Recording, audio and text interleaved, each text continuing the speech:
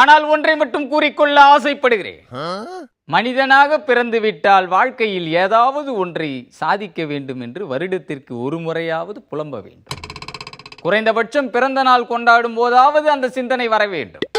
ஆனாலும் கேக் வெட்டும் சமயம் பார்த்து மெழுகுவர்த்தியை அணைத்து விடுவதால் சாதனை என்பது மறுபடியும் ஒரு சோதனை முயற்சியாக ஊதி அணைத்து விட்டு ஹாப்பி பர்த்டே மூடுக்குள் போய்விடுவேன். அதுவே ஒரு சாதனை தான்.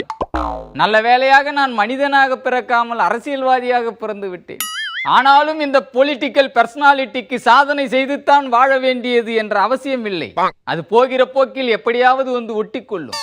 டாஸ்மார்க் வாசலில் ட்ரவுசர் தெரிய மல்லாந்து கிடப்பவனை எந்திரி எந்திரி என்று எத்தனை முறை எழுப்பியிருக்கிறார்கள். முறுக்கு மீசையில் மண் பிசகு படாமல் கூட்டணி கட்சியினரின் பாதங்களில் நெடுஞ்சான்கடையாக விழுந்து வணங்கும் போது மந்திரி மந்திரி என்று மந்திரித்திருக்கிறார். அது எல்லாமே இடிதாங்கியின் பொலிட்டிக்கல் ப்ரொஃபைலை அலங்கரித்துக் கொண்டிருக்கின்றன.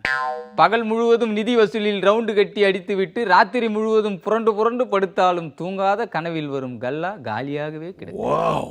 ஆனாலும் அதிகாலையில் எந்த பொசிஷனில் படுத்தாலும் தூக்கம் அள்ளி கொண்டு வரும். அதை போல நிகழ்காலத்தில் நிதானம் தவறி தெரிந்தாலும் எதிர்கால அரசியல் இந்த இடிதாங்கியை நோக்கி கழுதை புலியைப் போல 4 கால் பாய்ச்சலில் துள்ளி கொண்டு வருவது கண்கூடாக தெரியும்.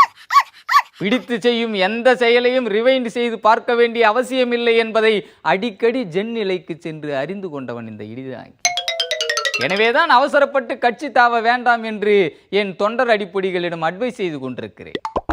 அதையும் மீறி அவசரப்பட்டு அலைந்து அல்லக்கையாக மாறும் அனைவரும் பழைய 500, 1000 ரூபாய் நோட்டுகளைப் போல அலைய வேண்டியிருக்கும். 90% கமிஷனுக்கு கூட யாரும் உங்களை தொட்டு பார்க்க மாட்டார்கள். எனவே எதிலும் எச்சரிக்கை அவசியம். பள்ளிக்கூடத்தில் பரீட்சை எழுதும் போது விடை தெரியாவிட்டால் தலையை சொறிவதை விட முன்னால் அமர்ந்திருப்பவனின் முதுகை சொறிபவனே தேர்ச்சி பெறுவான். இதை நம் கட்சியின் அடிப்படை அணி அமைப்பின் கொள்கை தத்துவமாக வகுத்து கொடுத்துள்ளவன் இந்த இடிதாங்கி என்பதை மனதில் இருத்திக் கொள்ளுமாறு இறுதி எச்சரிக்கை விடுத்து பேச வாய்ப்பளித்தமைக்கு நன்றி கூறி விடைபெறுகிறேன். நன்றி, வணக்கம்.